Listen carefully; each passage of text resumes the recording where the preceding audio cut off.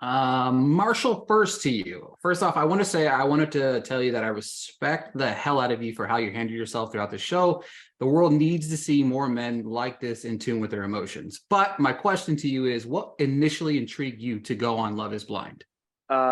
Just the fantastic opportunity that was handed to all of us on a silver platter. The ability to the opportunity to go into a space that you're going there for a very specific reason, which is to find love, get married, and challenge the conventional ways of dating.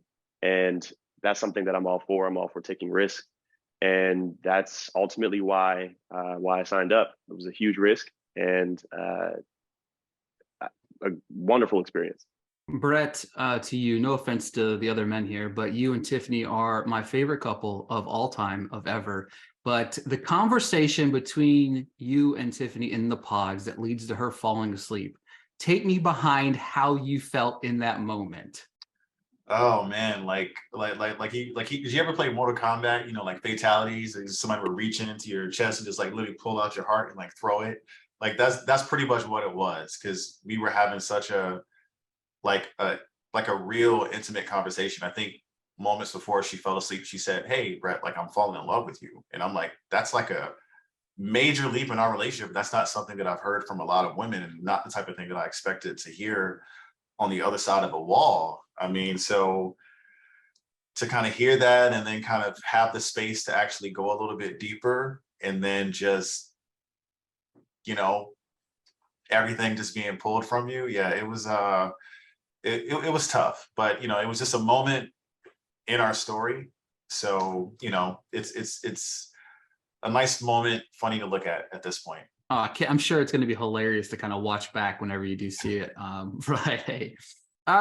Zack, was there a defining moment that you realized that you made the wrong choice?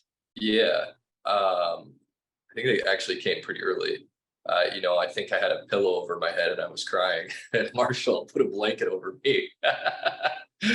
That's probably when I realized I made the wrong choice.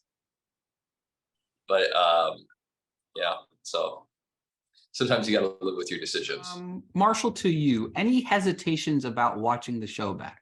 No hesitations.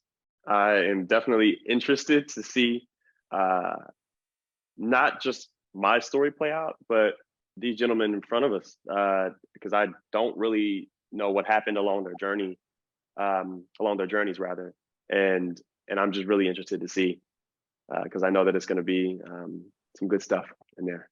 Paul, question to you. The transition from that bubble in Mexico to back to your reality, how hard is that transition for a couple when, as a viewer watching it?